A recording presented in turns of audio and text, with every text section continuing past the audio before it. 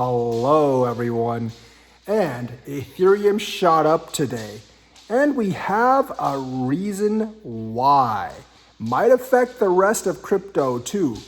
The Bloomberg analyst, the famed Eric Balchunas, and his cohorts have raised the Ethereum ETF approval rate from 25% all the way up to 75%.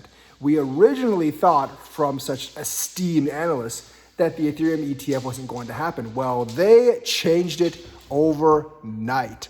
That's right. The dog actually agrees as well. He is right here. Say hello, dog. Hello. Anyways, yes. So they changed it from 25 to 75.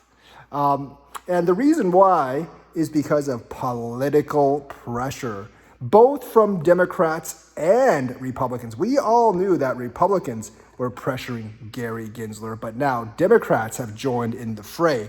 This can be seen that the House Democratic leadership, which is opposed to crypto generally and pro-CBDC, at least in the case of Maxine Waters, has actually chosen not to use the House Democratic whip to get the Democrats in line to vote against a crypto bill. They still strongly suggest they vote against it, but not using the House crypto whip means there'll probably be even more bipartisan support than there was from canceling SAB 121. And Gary Gensler is starting to see the writing on the wall that his crusade against crypto is simply not working.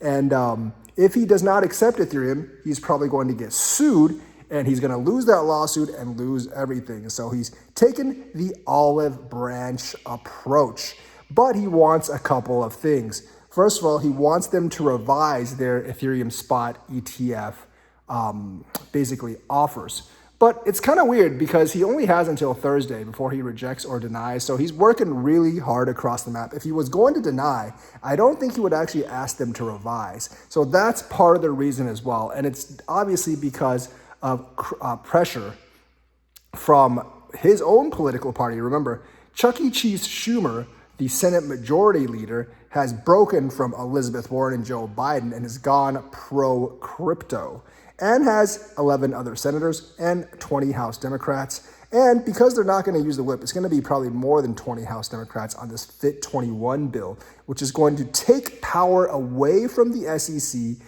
and assign it to the CFTC, thus making most cryptos commodities. Crypto's not really going to be classified as a currency. It's either going to be a commodity or security, and we'd rather have it be a commodity than a security, obviously, because commodities, I think they're regulated a little bit easier than securities. Not quite as many rules.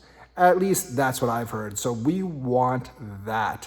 Gary Gensler is probably trying to do some damage control to salvage his tenure as SEC head. Maybe he still has that Secretary of Treasury job being eyed, but I don't really know how much he's going to get it at this point, considering even if Biden does get reelected. So I personally think that he's going to try to go a little easier. Obviously, like on face, he's still going to be like really anti-crypto and keep his his mantra going, but like when it comes to making those policies, I think he's going to be a little bit more careful. Elizabeth Warren, of course, is still very much pro-crypto. We'll have to see if John Deaton, or how well John Deaton can do to actually unseat her.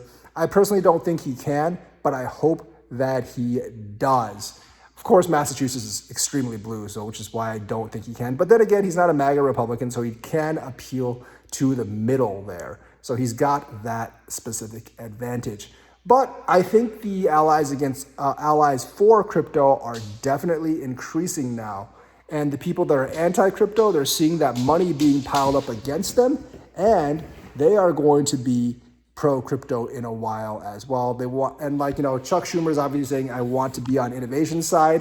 But he's also seeing the crypto super PACs piling more than $80 million in political campaigns, and he wants part of that as well for his own party. So he's going to raise some pro-crypto Democratic senators. And of course, the House people see that money too, and they want to come in. Now, where does this actually play? If he's forced to accept an Ethereum ETF, that almost means that he's kind of conceded that Ethereum is not a security. And if Ethereum isn't a security, even though it had an SEO, ICO, that means other things aren't securities as well. Remember, the SEC has not officially sued Ethereum. They've opened an investigation. But do you remember Jay Clayton in 2018? Like I said, I believe Consensus and Ethereum have a lot of the receipts, and they don't want that case completely broken open. So they're not going to go gung-ho on it because it would look very, very bad for them. Plus, they have so many pro-crypto senators and pro-crypto congressmen, even from their own party now, that they just don't really have the support to win.